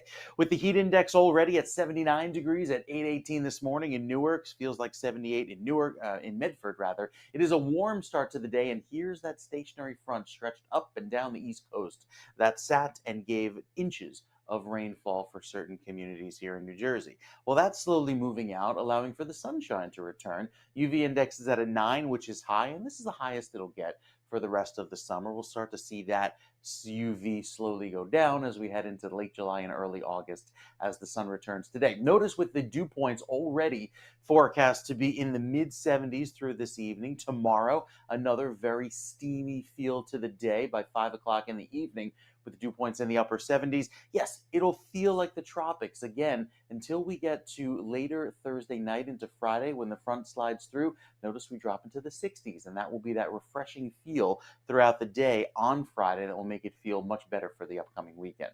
That dark stripe of green you see up the East Coast, that's all of that tropical moisture, and it's basically the water vapor in the column of air that's allowing for all of those heavy downpours again for tomorrow. I think today we should be okay. Just an outside chance of a quick passing shower. Lots of sun this afternoon. That'll look quite nice. And then as we head into later in the day tomorrow, notice temperatures warm back into the low 90s by 3, 4 o'clock, and you start to see these showers and storms develop, some of which could be quite large, but at least they move. And that's the key. They don't sit and dump inches of rain over the same area. They move across the state throughout the course of Wednesday evening. So the flooding potential certainly is still there. By Wednesday, it's Thursday that sees temperatures back into the upper 90s, feeling like 100 when you factor in the heat and humidity. As far as the forecast rainfall totals into tomorrow evening, there could be some isolated spots that see quite a bit of rain. Some of the computer models here forecasting as much as, say, again, 4 to 7 inches of rain there over toward Medford. Not to say that that area of Camden County gets hit hard, but I think there's the potential for an isolated downpour as those storms move through again tomorrow evening. So need to be weather aware for the flash flooding again tomorrow afternoon. Today, we catch a break. Saturday into Sunday looks great. It's Sunday into Monday that could have another shower, and then we clear out beautifully again by Tuesday, keeping that warm weather around into the middle of next week. But as far as the heat and humidity are concerned, it's hot the next few days, cooling off just a touch by Saturday, 87 only as the high. And then for Sunday, could see some late day showers and storms with a high of 86, but definitely better by this weekend after a couple triple digit days feeling like that with the heat index, Ken, coming up, especially for Thursday. All right, Mike, thank you so much. Yeah, busy, busy. And let's just hope that tomorrow the rain is not anywhere near like it was last night. We keep our fingers crossed. Thank you, sir. 8:21 is our time right now. We do have a lot of area flooding to take a look at, still residual, of course, from all that rain last night. If we go over to Route 139 East at the New Jersey Turnpike, I'll take a look at this. You'll see on the sides of the road, look at all the cars. Some were just parked there. Others are now abandoned there because the flooding has left them totaled, so they cannot start. So take a look at this mess. You can even see the camera is barely functioning because it's so wet. It's waterlogged from last night. But this is, again, Route 139 at the Turnpike, and that is an ugly scene. You're going to see a lot of that in a lot of areas that got severe flooding last night, so just be aware of that. Other areas, we have Route 28 in Somerset. We have Route 28 Somerville, I should say, all lanes closed. Route 22 in North Plainfield, all lanes closed. And we're told by some of the area airports that because some of the parking lots have been flooded, they've had to consolidate cars into just 1 or 2 lots. So if you are headed by car to any of the area airports, first off, call your carrier to make sure the plane has landed since last night, because many of the airports had to have ground stops. And then number 2, make sure that you have parking. So pre-reserve parking if you're driving to the airport, or else you'll show up and be SOL, as they say, and be late for your flight. Make sure you do that.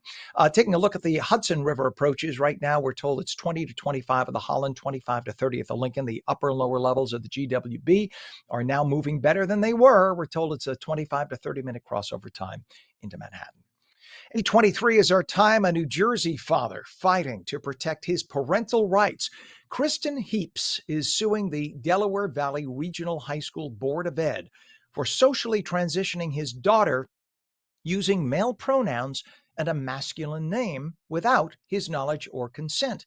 Supported by 22 states and multiple parental rights advocates, Heaps is appealing a lower court ruling in a case that could set a significant precedent for parental rights nationwide. Joining us now is attorney Vincent Wagner from Alliance Defending Freedom, representing Mr. Heaps in this landmark case. Vincent, good morning. Thanks for coming on today. Thanks so much for having me on. I'm happy to be here.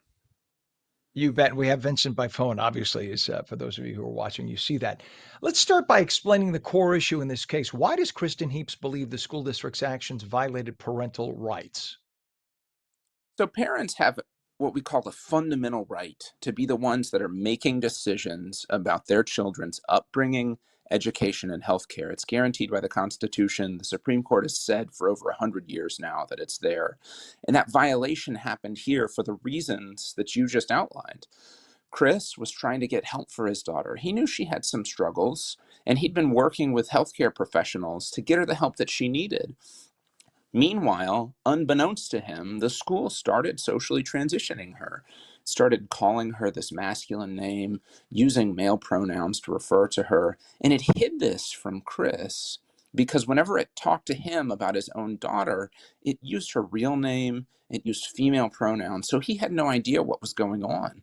And ultimately, he only found out about what had been going on because he heard another parent refer to his daughter by this incorrect name, and he was kind of like, well, who are you talking about? And the parent was, kind of surprised. He didn't know what was going on. And Chris was shocked.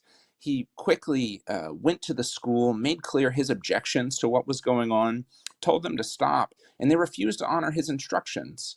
So that's where the violation comes in. They were acting without his consent, without notifying him, and ultimately even ignoring his instructions about how best to care for his daughter, which violates the U.S. Constitution. It's just unbelievable to me that any school would think that they have more authority over a child than the parent. So the parent is forced to pay school taxes. The parent is forced to send the child to school. The parent is forced to clothe and feed the child, but then somehow the morality is determined by a couple of or a bunch of unelected individuals in a public school. It's beyond reality. I thought, by the way, that President Trump signed an executive order mandating this no longer be the case. Am I wrong on that?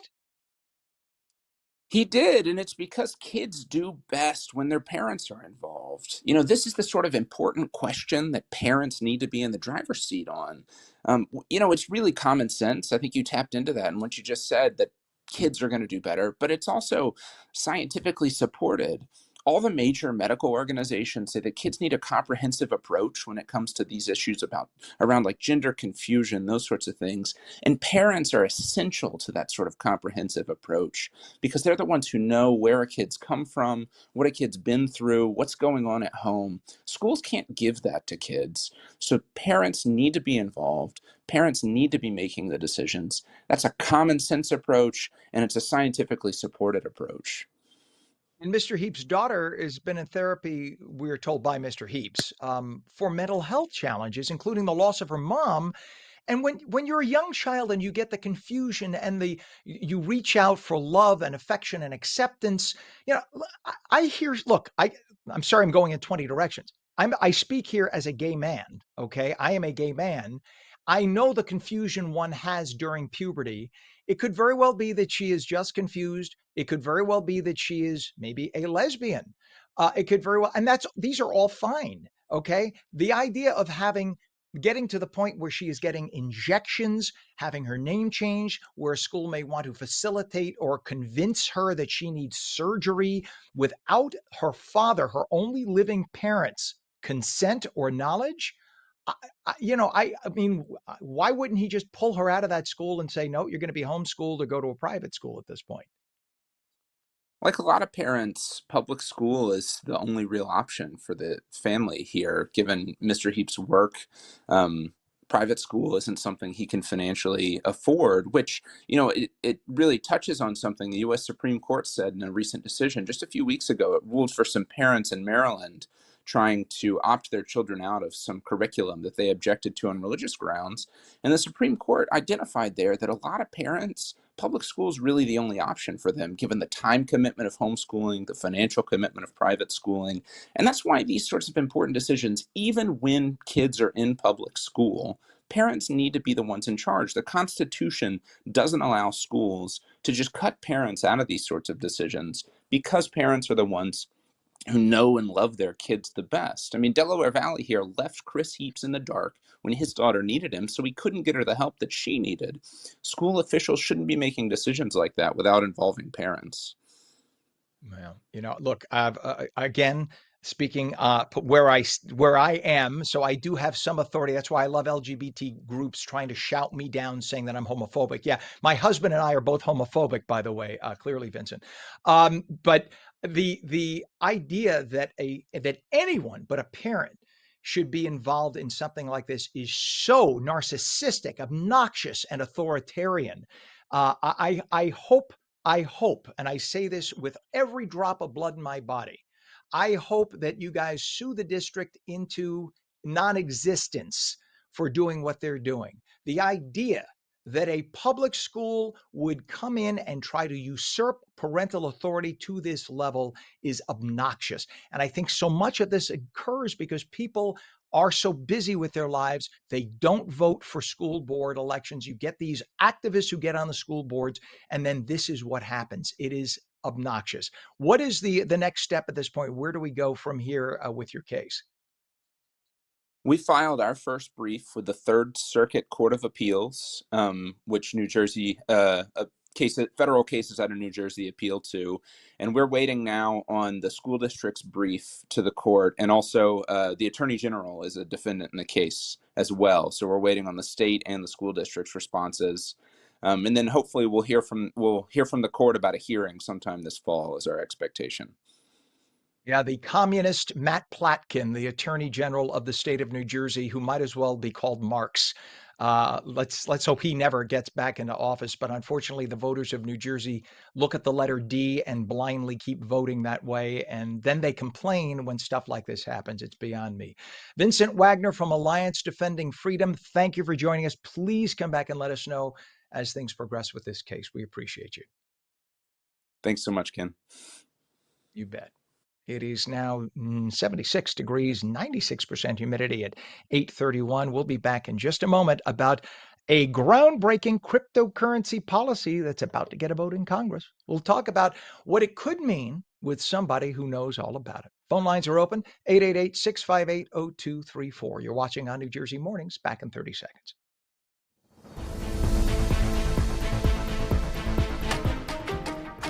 Hi, I'm Jeanette Hoffman, host of Energy Matters. Join me every night at 6 p.m. where we're discussing energy affordability, challenges, and solutions with stakeholders and elected officials. Join me weekdays at 6 p.m. on Energy Matters on ONNJ.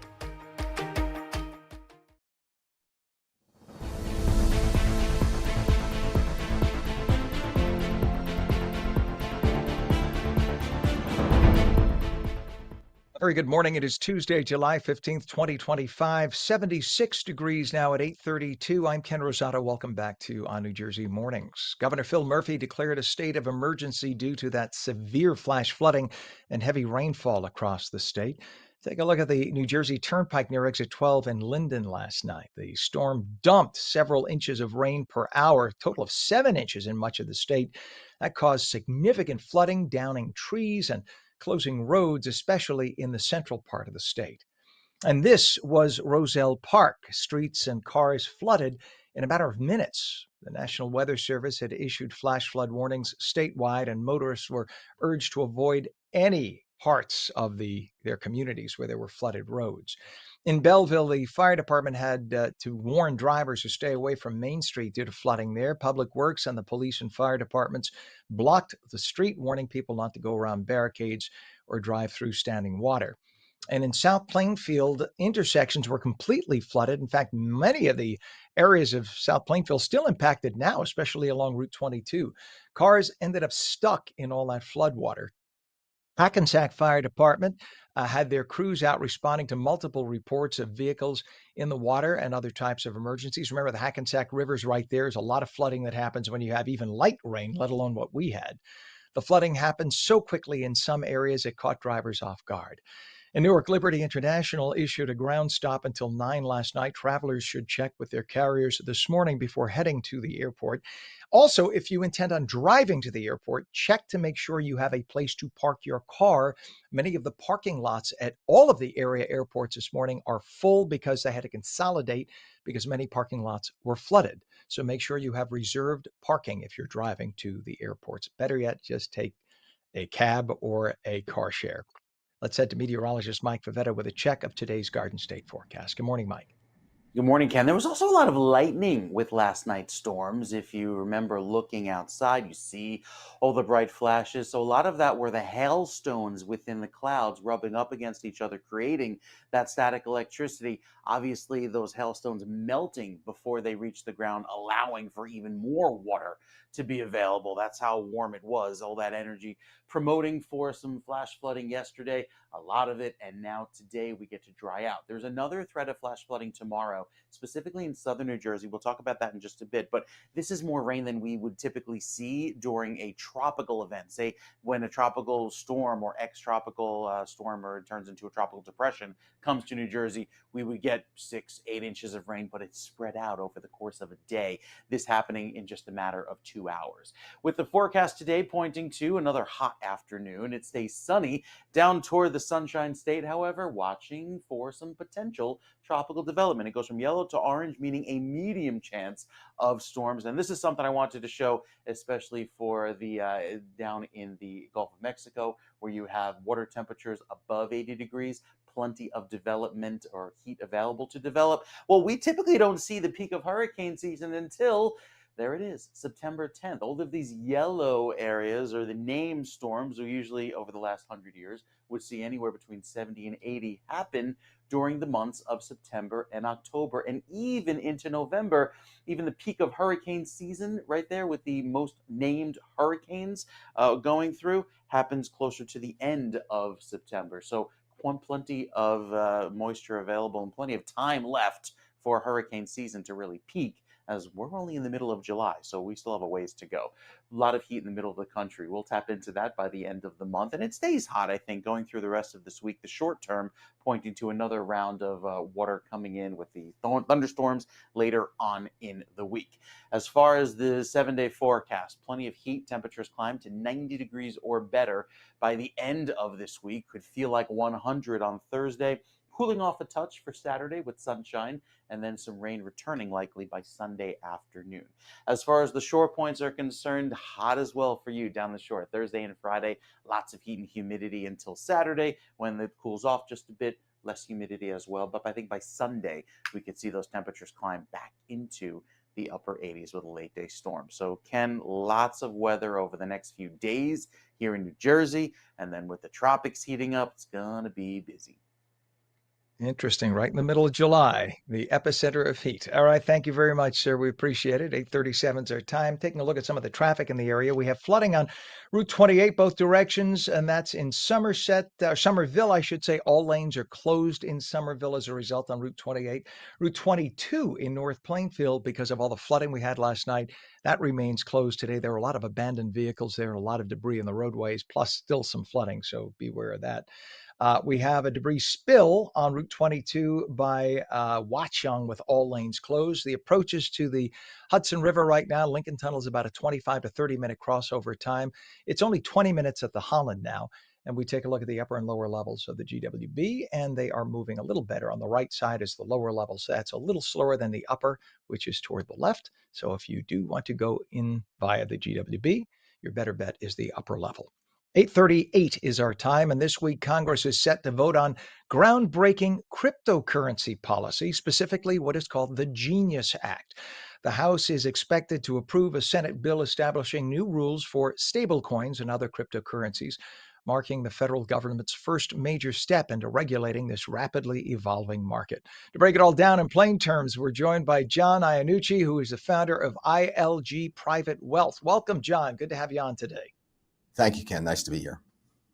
You bet. And for viewers who are new to the topic, explain in simple terms what stablecoin is. Sure. For my clients, I like to give them an example. They've been using something similar to stablecoin every time they use a credit card online or use their bank account online to pay a debt. Stablecoin's essentially very similar to having a prepaid debit card. You'll have digital currency that you can use for transactions, and stablecoin is designed to really speed that transaction up. So is stablecoin a type of coin like, say, Bitcoin or Ethereum, or is it just a generic term? No, it is. Well, it's a generic term, but there are different types of stablecoin. The key behind stablecoin is that it actually has reserves for each dollar that it issues in digital currency. So it may use US dollars as its reserves. It may use gold as its reserves.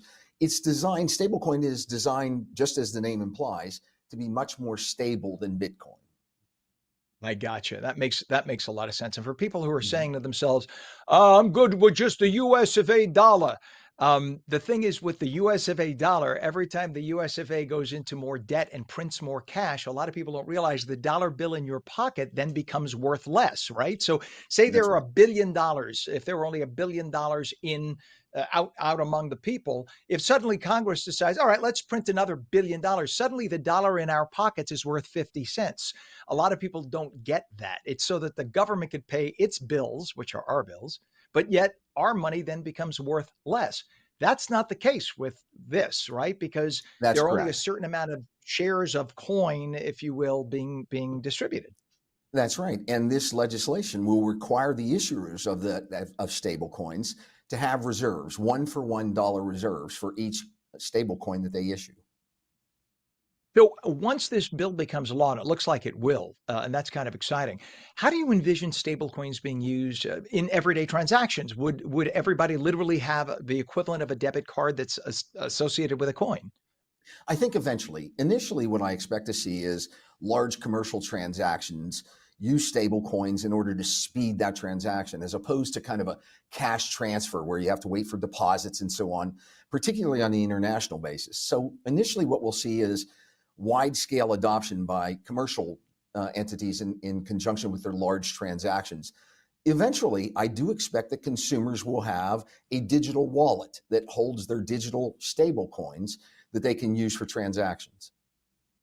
Interesting. And for those interested in getting into crypto, especially in light of this new legislation, I mean, I know there are a lot of young people, a lot of the Gen Zs, they get onto Robinhood and whatnot. They start buying all sorts of coins and stuff. Some of them do really well, and some of them not so much.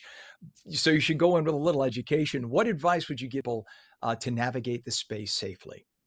So it really can depends on where you are with respect to your retirement and whether or not you need those investments to support your retirement.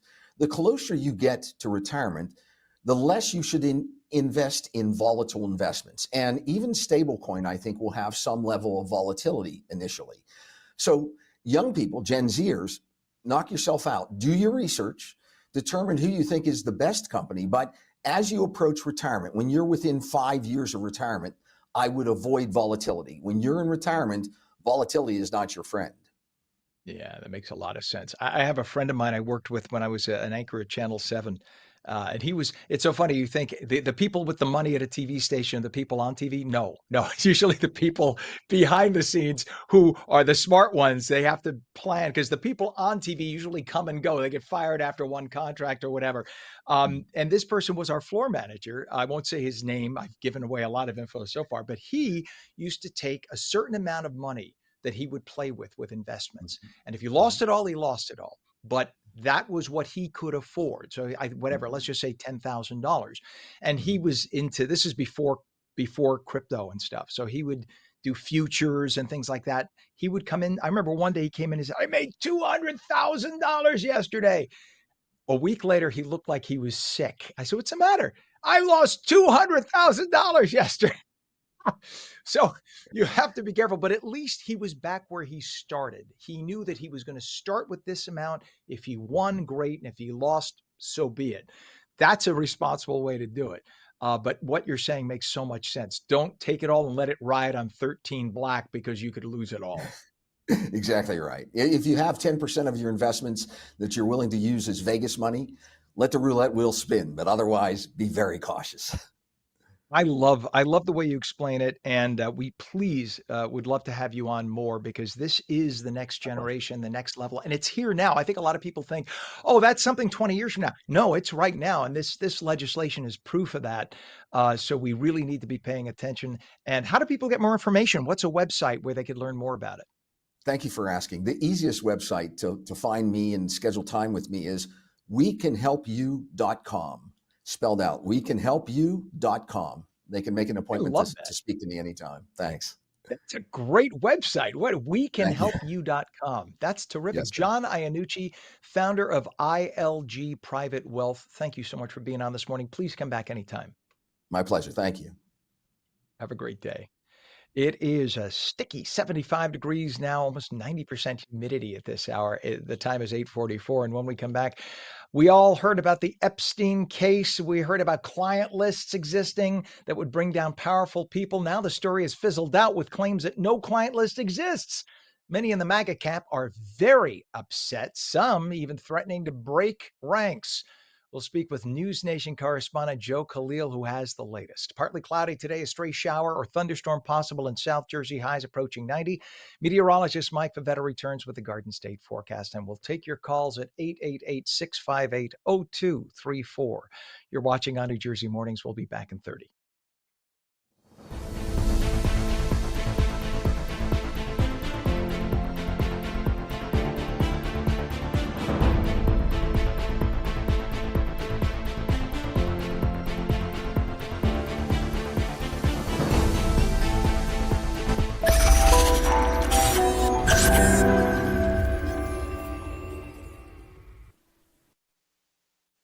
Welcome back to On New Jersey Mornings. I'm Ken Rosato. 8:45 right now, taking calls at 888-658-0234. Partly cloudy today, a stray shower or thunderstorm still possible in South Jersey, but nothing like last night. Highs today approaching 90. Straight to meteorologist Mike Favetta with the Garden State forecast. Good morning, Mike. Good morning, Ken. Sun is returning here across to New Jersey today, and we'll start to feel a little warmer, especially this afternoon as we start to dry things out. Hot weather in the forecast as well, as we're up around 90 this afternoon. But the downstream flooding is a concern, as all of that water leaving those flooded areas, draining into the rivers and those towns and municipalities that are downstream of where the flooding hit could see those water levels rise this afternoon along the creeks and banks and riverfronts. There are more storms on the way for tomorrow. Ken mentioned that. We'll get to that part of the forecast in just a bit, but drier weather is ahead for this weekend. And look at the clearing that's occurring across New Jersey. Some streaks here in the clouds, allowing for some nice sunshine to start the day. Cloudy elsewhere, but I think will ultimately turn drier this afternoon with more sunshine in the forecast. Pretty day toward the beaches. It shows more showers here, but I think we'll get a decent amount of sun down toward the beaches today. There is an outside chance of a shower. The further west you head down the shore, west of the parkway into interior sections of the state, overall nice and dry and warm, but humid, because with the heat index, it will feel like the mid 90s this afternoon, feeling like close to 100 tomorrow afternoon, 97 in Mount Holly, 98 in Camden, even 97 in Hackensack. And yes, there is another chance tomorrow afternoon of a flash flood risk with some more slow-moving thunderstorms. Not as slow as yesterday, and I don't think as potent as yesterday. Then we get into Thursday, and the heat is on. It will feel like 100 across many locations before the cooling effect of that front pushes in. And yeah, we'll be in the 50s waking up on Saturday morning in northern New Jersey. Far from today's record of 104 set back in 1995, 2.13 inches of rainfall. That was yesterday's daily rainfall total, set a new record at Newark Airport for the amount of rain that fell in just that short amount of time. Tides this afternoon looking great out toward the water, climbing into the mid 70s, high tide there at just after the lunch hour. There, 12:39 p.m. in Cape May. So a beautiful beach day for you, but looking even better by the time we get to Saturday. That will be ideal beach weather, as the water temperature will stay nice and warm, and the rip current risk is low today, which is good news if you plan to head toward the beaches this afternoon. As far as the wider view shows, a couple of clouds around, but ultimately sunshine today translates to a rainier afternoon tomorrow with some storms developing along the front. And then as this cold front sweeps through on Friday, we clear things out, cool it down a touch, and bring back less humidity by Saturday. It'll be a beautiful start to the weekend with lots of sunshine to begin. Clear sky all throughout our Saturday. But again, gotta get through these next 3 days of 90+ degree heat beginning tomorrow, peaking on Thursday, feeling like it's around 100, and then finally cooling off by Friday. But again, Saturday is a gem. Look forward to that. Could be a late day shower or storm by Sunday, but ultimately it's a nice dry start to the weekend. The beaches are also quite hot on Thursday, climbing into what will feel like the mid and upper 90s, cooling off by Friday. And even for you down the shore, Saturday looking ideal at 86 degrees. Nice way to start the weekend, Ken, as we keep another one nice and dry, at least the first half Sunday could have some late day showers. Wow. All right, Mike. Thank you so much, sir. 849, 77 degrees now, 96% humidity in northern New Jersey. Just so sticky here. And let's take a look at some of the traffic. We have still a lot of flooding on area roadways. Route 22 right now in Bridgewater, Vossler Avenue. Take a look at the bumper to bumper traffic there. A lot of that due to flooding just ahead of where all those folks are headed. We have flooding also causing all lanes to be closed in North Plainfield. And again, all lanes closed on Route 22 in Watchung. So that whole strip of Route 22 for about 12 miles. It's open, close, open, close. Try to avoid it if at all possible. Hudson River approaches right now. The Lincoln Tunnel is about a 30-minute crossover time, 20 minutes at the Holland. And the GWB upper and lower levels, we take a look right now on the 8095 approach into Manhattan. We have the lower level on the right, the better approach. Upper level is about 30 minutes with 25 on the lower. We've all heard about the Epstein case. All we heard was there were secret client lists that would bring down some powerful people. Now the story is sort of fizzled out with claims that no client list exists. Well, many in the MAGA camp are very upset about that, as the lives of many young people were destroyed by the man who seemingly committed suicide behind bars. Notice I said seemingly. News Nation correspondent Joe Khalil joins us now on the phone to talk about it. Good morning to you, Joe. Good morning. Good to be with you. And of course, I say with tongue in cheek that the seemingly committed suicide. That's what the official government report is, that Epstein committed suicide. We now hear that Epstein associate Ghislaine Maxwell is willing to testify before Congress about Jeffrey Epstein. Do you think that will ever happen, first and foremost? You know, that's a really interesting prospect. We did hear that yesterday. I haven't heard much in the way of members of Congress actually trying to make this happen. I did actually reach out to some of the committees where you'd expect this to happen. House Oversight Committee, for example. I hadn't heard anything back yet officially. It appears as though there are more Democrats in this moment now than Republicans that seemingly want to get to the bottom of this. That may be for political reasons, because the White House seems to be sort of tripping over themselves about this. So it may be that you might have to wait and see if potentially Democrats win the House in 26. That might be something they would be interested in. But there certainly are a lot of Republicans who are also asking the questions everyone else is asking and wanting to see more transparency on that. So if she does testify, obviously that would be a bombshell moment for sure. Yeah, I mean, look, you had Dan Bongino before he was the deputy director of the FBI saying that there's a client list. We got to get to the bottom of this. We have to expose these people. Then he gets in, and the first thing he says, "Well, look, I looked at it, and this was definitely a suicide." And when he was a talk show host, you heard exactly the opposite. Now, maybe it was just a lot of bombacity on his part because of what he did for a living. But how do you go that far from? He made it sound like he had all these inside sources telling him all sorts of stuff beforehand. Now it's like, no, it was just an innocent little suicide, poor guy, and and that there's no client list. Well, I think a lot of people are really questioning what the hell is going on, and why we're hearing nothing about it, and it feels like it's being swept under the rug. I mean, and then people are right to be frustrated by that. Look, I mean, I'm not in a position to know for certain what's going on here. Nobody seemingly is outside of the White House and who has these files. But the frustration is exactly as you laid it out, that people like Dan Bongino, before they came into office, they had been talking about this as if they did know, as if they were certain that there was this list out there of all of these people that Jeffrey Epstein had blackmailed and all of these high-profile clients, right? Pam Bondi, the same thing. And actually, Pam Bondi also did that even after she was in office. She became the attorney general, was sworn in, and was saying, the Epstein list, the client list, is on my desk for review.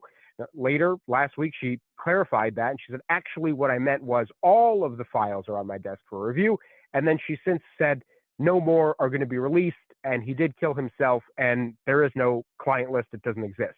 So, the Democratic House leader, Hakeem Jeffries, yesterday, we were at his press conference. He laid it out two ways. He's like, either there was a massive lie and this sort of conspiracy theory that was being spread beforehand, which is wrong. And, he says, was used for political purposes to make up this lie about the Epstein list. Or the alternative is they're covering something up now, and it actually does exist.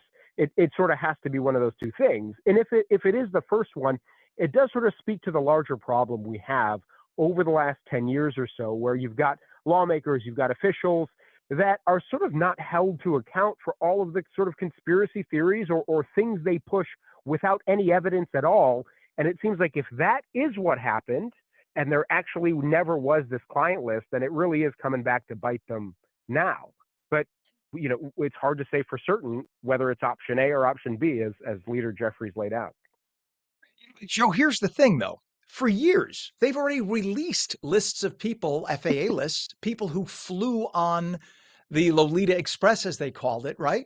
So we know that people got on the plane and went to his private island. And these are powerful, wealthy people. They didn't need to get a free vacation, and they didn't go, they went without their spouses. So why would you go without your spouse to an island in the middle of nowhere on a private jet when, if you wanted to go on a nice vacation, you have the money and the means and the wife? So what are we supposed to deduce from that? I mean, literally, I don't mean to accuse, but literally, we're human. We're not that stupid, right? And I know you have to be careful. You're a journalist. You can only base it on the facts. I've been where you are. I was with ABC News for many, many years. But they assume we're all going to say, "Okie doke, that's that." There was nothing to that. Oh, that just, of course, that's where the conspiracy theorists come up. And I'm not going to persuade you to go into the conspiracy area, but I'll go there. Many of the conspiracy theorists are saying, well, maybe this was a federal government thing. Maybe we wanted to get powerful leaders from around the world caught on videotape with underage girls so that if they don't do what we say, then we could bribe them. I mean, that's what one theory was floated out there, but there's no evidence of that. So the question is this literally going to just die where it is? And if that's the case, will that be a chink in the MAGA armor? Will that cause some people to split from the MAGA camp? Well, I don't know if it's going to cause a split, but it's already causing probably the most serious divide than I've ever seen. And this is not a scientific way to base this, but when you look at President Trump's Truth Social posts, usually the comments there are just full of Trump worship. And when he's posting about, let's just leave the Epstein case alone and turn the page, the responses from his own base, they are not happy. They are frustrated. They're confused. They're really upset about this. I don't think it's going away when you got voices like Charlie Kirk and Tucker Carlson and all of these, what you might call like MAGA superstar, high profile types, not letting this go. They're all really, really frustrated by this. So I think it is going to be a problem. And to your earlier point, let's assume for the argument's sake that, again, there was never any quote unquote client list or blackmail list. You're right. What is fact, what we actually know is that there were people, very high profile celebrity types, who were on these airplanes because we have the flight log. That is not a conspiracy. That does exist. We have seen it, right? So there were people that were taking these trips.